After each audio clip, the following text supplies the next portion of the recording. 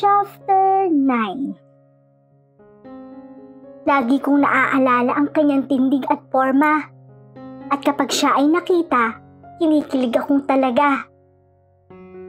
Nararamdaman kong in love ka, Cassandra. Natigil sa pagkanta si Zani nang marinig ang tinig ng kanyang ina. Tumigil siya sa paghuhugas ng mga pinggan at nilingon ito. Nanay naman, kumakanta nga lang eh. May halong kilig ang boses mo. Pinandilatan siya nito. Wala kaya? I-record mo nga, tapos pakinggan mo. Natawa siya. Ang nanay talaga masyadong maraming napapansin. Apektado ka sa sinasabi ko kasi totoo. At hindi ko na kailangan pang itanong kung para kanino ang kantang yan. Napamaang na lamang siya sa nanay niya nang pakanta-kanta pang tinalikuran siya nito. Napapailing na bumalik na siya sa ginagawa. Tumpak na tumpak ang sinabi ng nanay niya sa kanya. Para kay JK nga ang kantang iyon. Pangalawang araw na yon mula nang magsimula ang semestral break.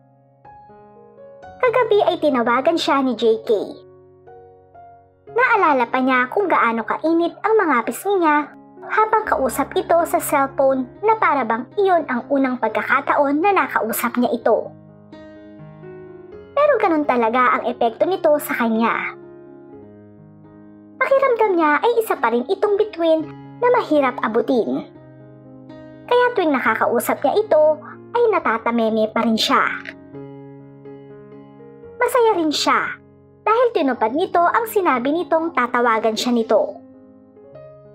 Pakiramdam niya ay nakahiga ang puso niya sa isang malambot na California king-size bed dahil sa comfort at saya na nararamdaman niya ng mga oras na yon. Kinahapunan ay tinulungan ni Zani ang nanay niya sa paghahanda ng hapunan nila. Siya mismo ang nag-request dito na gulay na lamang ang lutuin nila. Namiss na niya yon. Nitong nakaraang buwan kasi ay madalas na karne o kaya ay longganisa ang nagiging ulam nila. Gagabihin na naman ng uwi ang tatay niya, kaya sigurado siyang sila na namang dalawa ng nanay niya ang magsasalo sa hapunan. Naghahanda na sila ng lulutuin nang may tumawag mula sa labas ng bahay nila. Kumunot pa ang noo niya nang makilala ang boses ng nasa labas. Cassandra, puntahan mo na sa labas. Tingnan mo kung sino at kung ano ang kailangan. Utos ng nanay niya. Napalunok pa siya nang makalabas na at makitang si JK nga ang nasa labas. JK, anong ginagawa mo rito? Hindi ka man lang nag-text. Hindi siya mapakali dahil maluwag na t-shirt at shorts lamang ang suot niya. Malay pa niya kung ano ang itsura niya sa suot niyang iyon. Naisipan ko kasing sorpresahin kayo. Nakangiting wika nito sa kanya. Nais niyang mapaupo at tingnan na lamang si JK. Bagay na bagay kasi rito ang suot nitong puting t-shirt at 6-pocket pants. Halika, pasok ka na.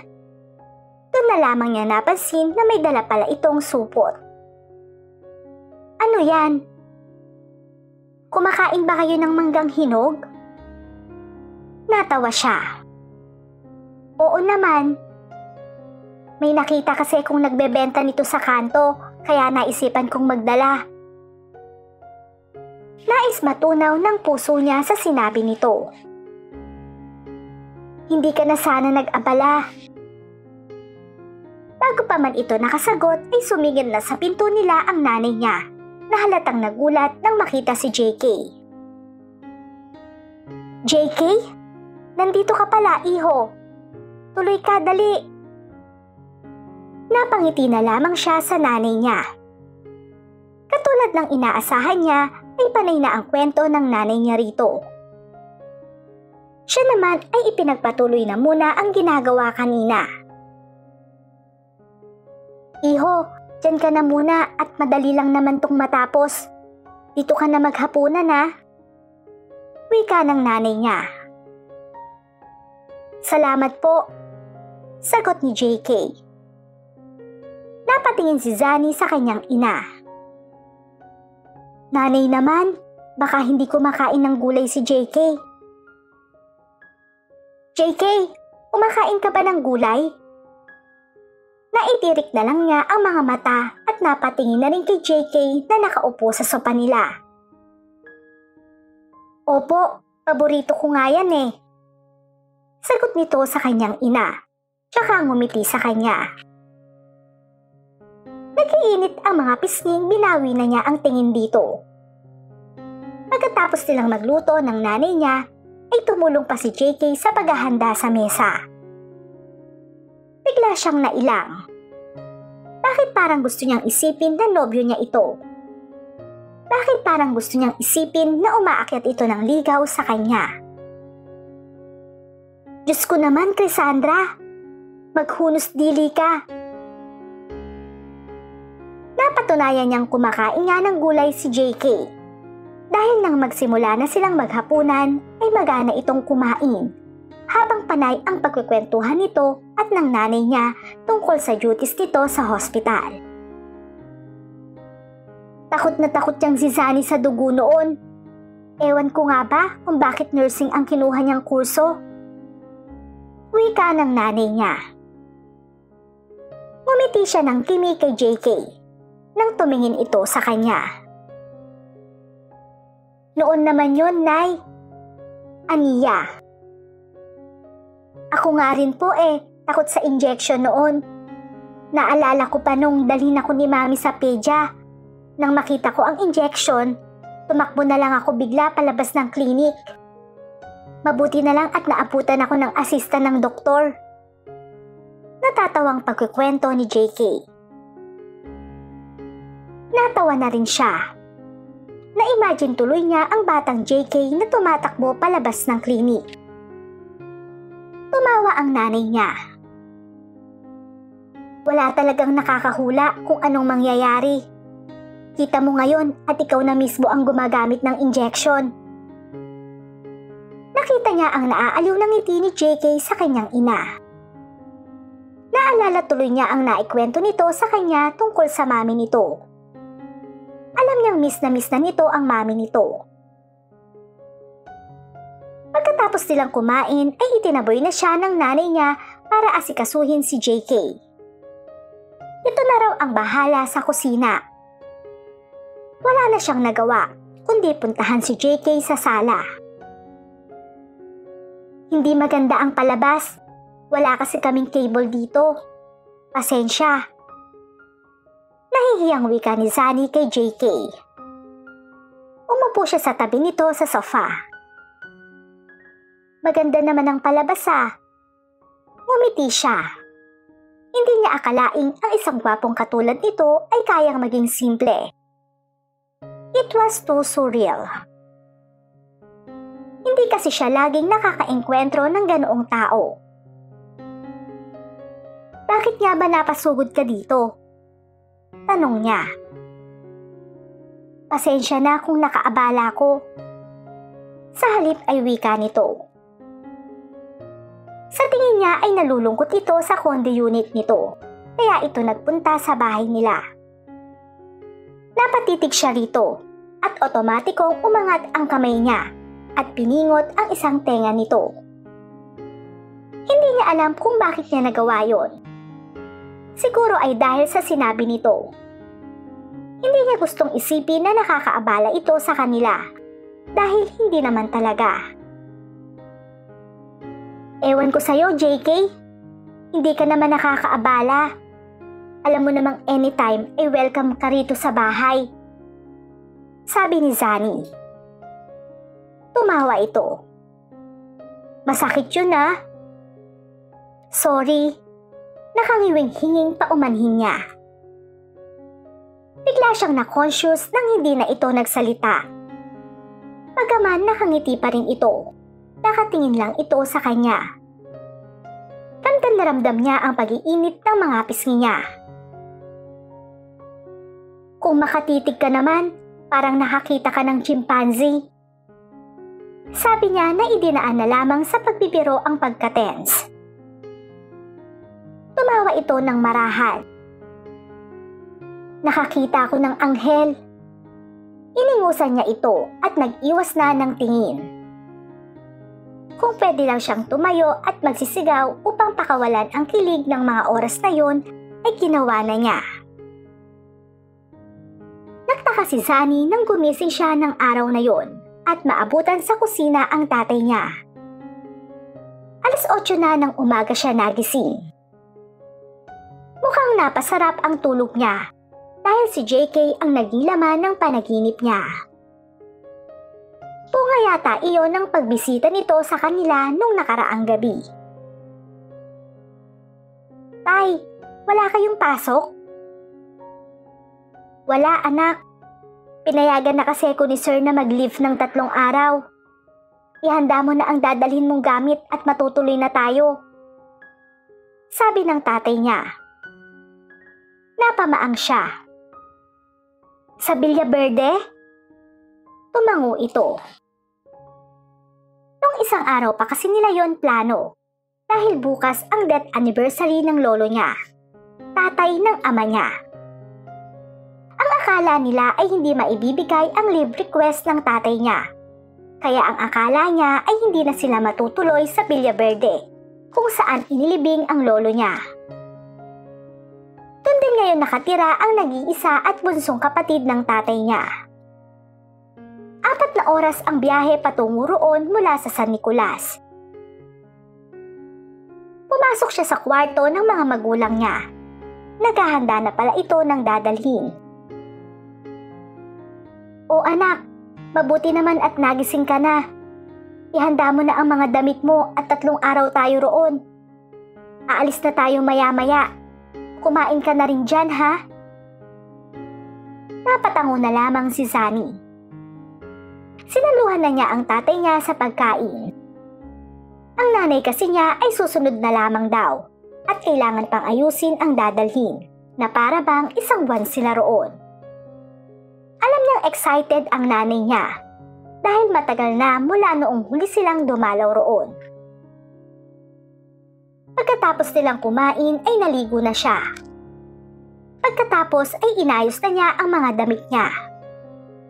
Bigla niyang naisip si JK. Siguro ay ite-text na lamang na ito upang sabihing aalis sila. Baka kasi magpunta ito sa kanila habang wala sila. Dadamputin na sana niya ang cellphone nang bigla iyong tumunog.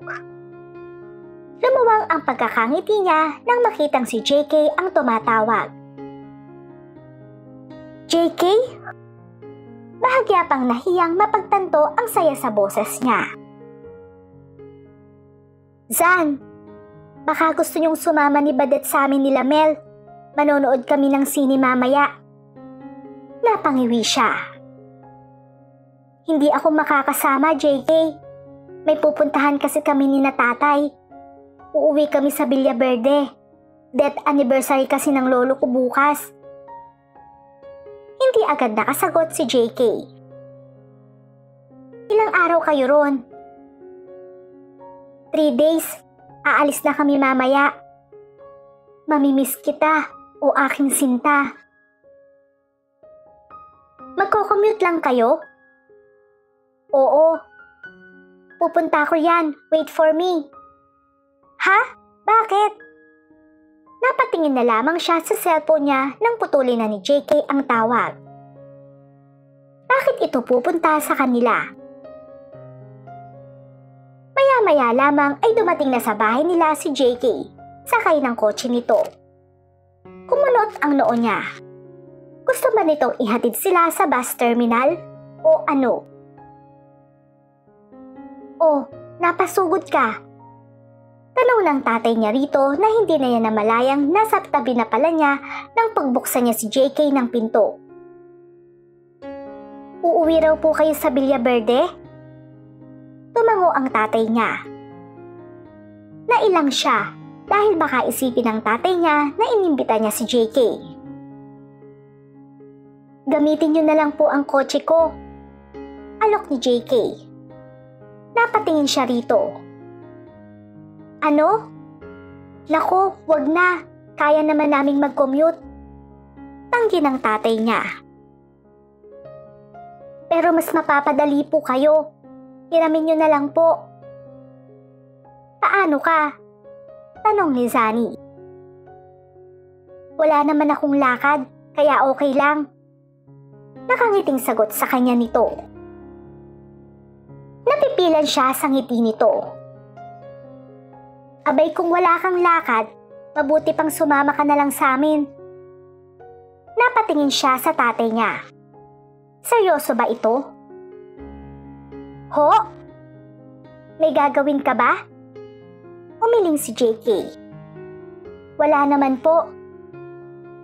E di makakasama ka? Tumango ito.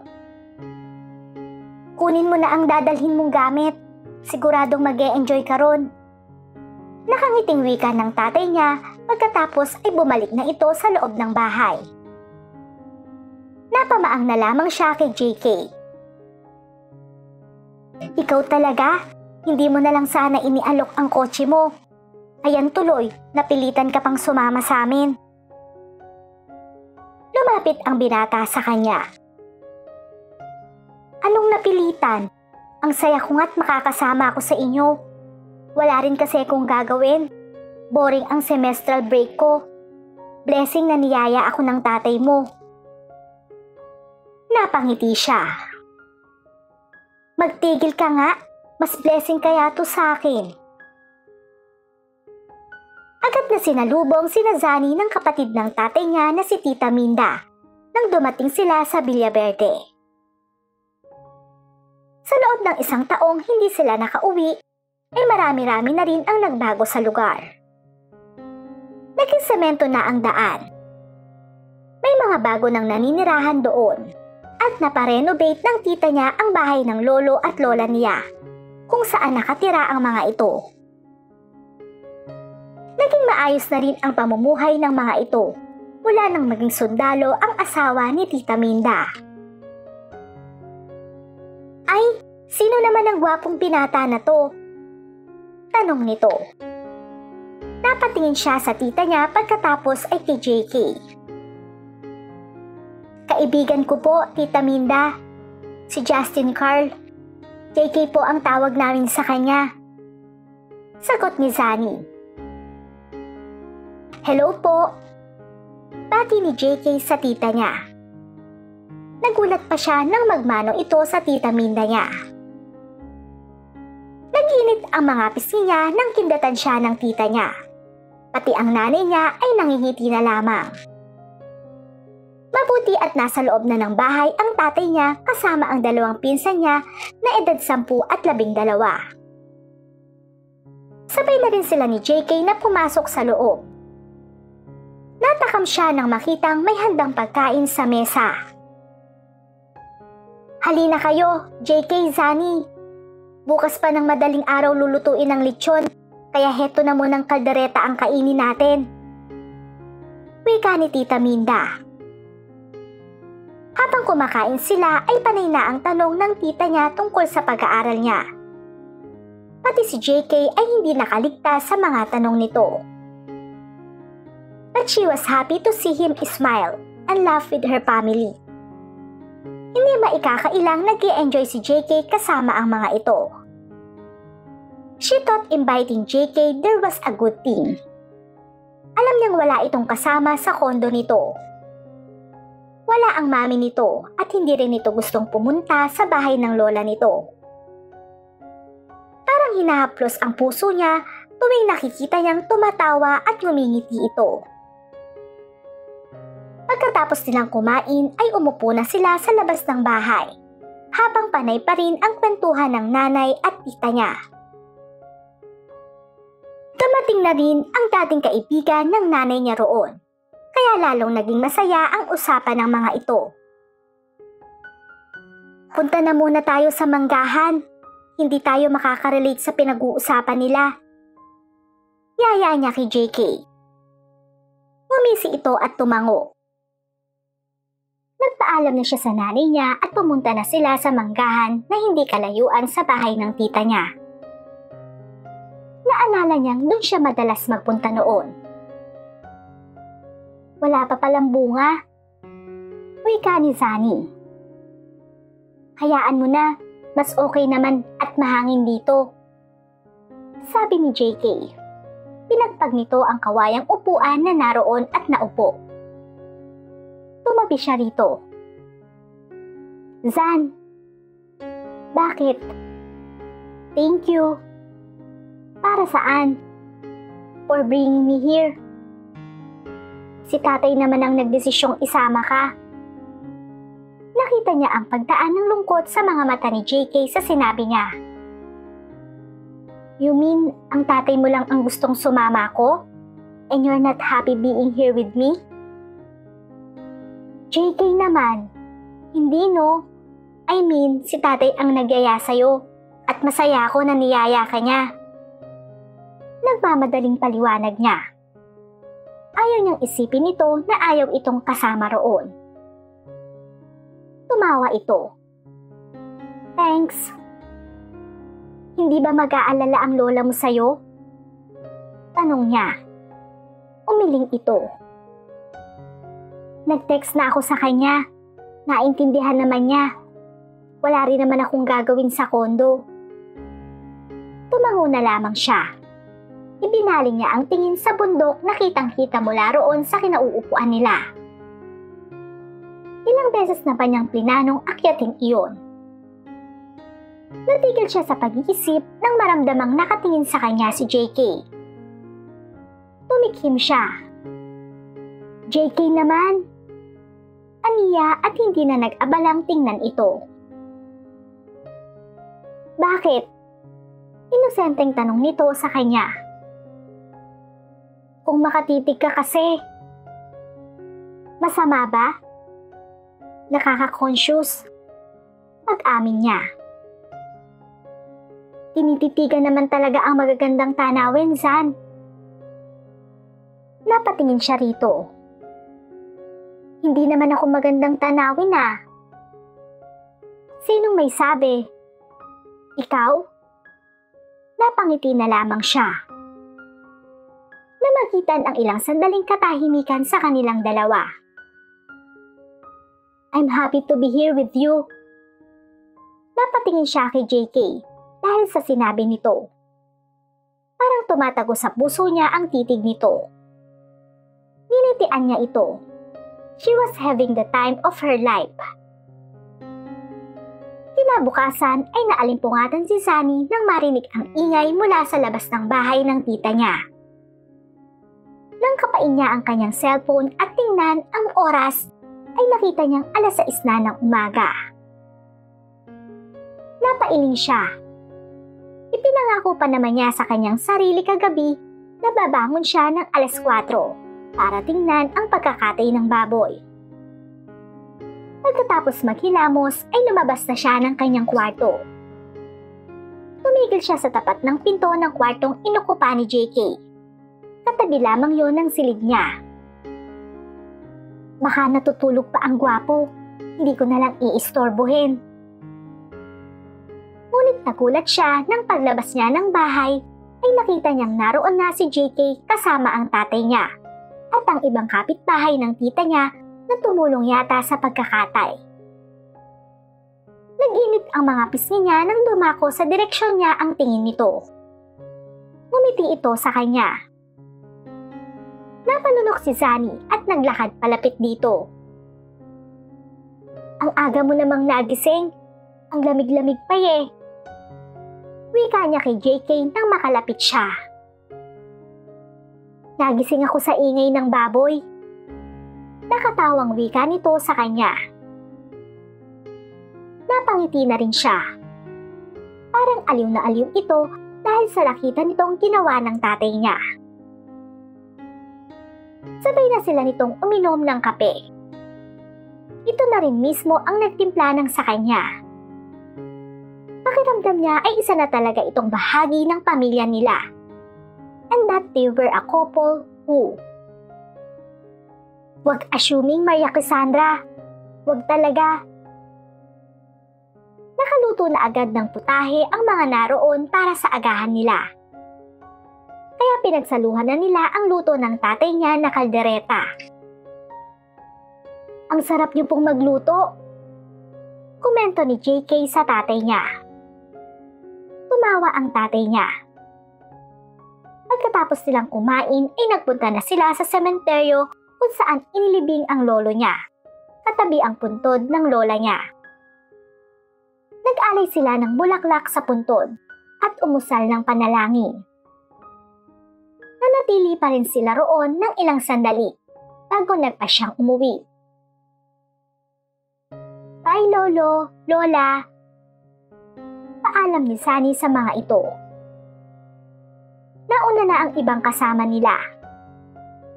Tatalikod na sana siya nang mapansing wala si JK sa tabi niya. Paglingon niya ay kumunot ang noo niya nang makitang nakaharap pa ito sa dalawang puntod. JK, halika na. Lumingon ito sa kanya at tumango. Sorry, may sinabi lang ako sa lolo't lola mo. Kumunot ang noo niya. Ano? Sa amin na lang yun. Nakangiting sagot nito sa kanya. Pagkatapos ay hinawakan nito ang kamay niya. Tumulay ang init mula sa kamay nito patungo sa iba't ibang bahagi ng katawan niya. Nakagat niya ang ibabang labi. Pagdating nila sa bahay ay naroon na rin ang ilang bisita nila. Tumuloy sila ni JK sa loob ng bahay at naabutan nila ang mga pinsan niyang sila Andrew, Arnel na naglalaro ng chess. Marunong ba talaga kayo nito? Ang hirap kaya niyan. Wika ni Sunny. Umupo siya sa tabi ni Andrew. 10 taong gulang na ito, habang ang kapatid nitong si Arnel ay 8 taong gulang. Umupo si JK sa tabi ni Arnel.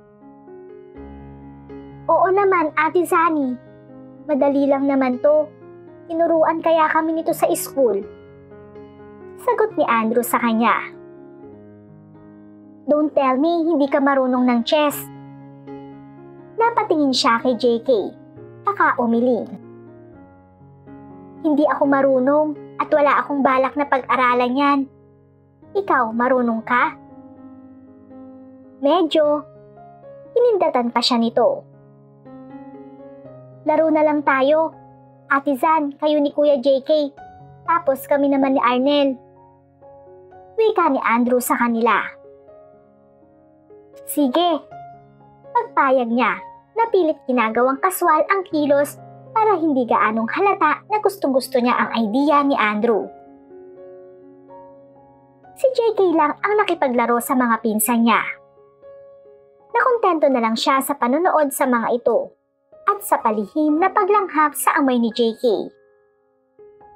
Bakit hindi mo siya i-move dito? Tanong ni Sunny rito na para bang may alam siya sa nangyayari. Tumawa ito at umiling. Matatalo tayo niyan. Napangiti na lamang siya. Ang ganda talaga pakinggan ng tawa nito. Checkmate! Yay! Nanalo kami! Napatingin siya sa dalawang pinsan niya nang magtatalon ang mga ito. Pagkatapos ay sa chessboard. Panalo sila? Tumango ang binata. Ang gagaling eh. Napangiti siya. Okay lang yan. Gwapo ka naman eh. Tumawa ito ng marahan. Thanks. Kung hindi lamang niya napigilan ang sarili, ay baka napisil na niya ang pisngi nito. Kinabukasan ay umalis na sila ng Villa Verde. Napatingin pa si Sunny kay JK nang makitang natatawa ito habang nakatingin sa cellphone nito, habang nasa daan na sila pauwi. Ano yan? Tanong niya. Iniabot nito ang cellphone nito sa kanya. Natawa na rin siya nang makitang kuha nila iyon kasama sila Arnel at Andrew. Siya ang may hawak ng kamera at katabi si JK. Nasa likuran nila sina Arnel at Andrew na nakawaki pose. They look awful but cute. Salamat talaga ng maraming iho sa pagpapahiram mo nitong sasakyan mo. Wika ng tatay niya maya-maya. Naku, wala po yun. Nag-enjoy po ako ng husto rito. Sagot ni JK. Pati ang tatay niya ay nagiging malapit na rin dito. Lahat yata ng tao ay madaling makapalagayan ng loob si JK. Alas 3 ng hapon nang makauwi sila. Pero madilim na ang paligid dahil sa nagbabadyang ulan. Naku, uulan pa yata. Kanina lang nandyan pa ang araw, ngayon wala na. Wika ng nanay niya nang bumaba ng kotse. May PMS yata si Weather. Komento niya. Napatingin siya kay JK nang marinig ang mahinang tawa nito. Napangiti siya. Mahina lang naman ang pagkakasabi niya yun, pero narinig pa rin ito. JK, pumasok ka na muna sa bahay at nang makakain ka. Wika ng nanay niya rito. Wag na po, kailangan ko nang bumalik sa kondo at aayusin ko pa ang mga gamit ko. Malapit na kasi ang pasukan. Oo nga pala, 2 araw na lang at Lunes na. Pasukan na, klase na. Pero hindi katulad noon na nanghihina siya kapag may klase na. Ngayon ay hindi na. At dahil iyon sa kaalamang makikita na naman niya si JK araw-araw. Although, naging maganda ang semestral break niya nang hindi niya inaasahan.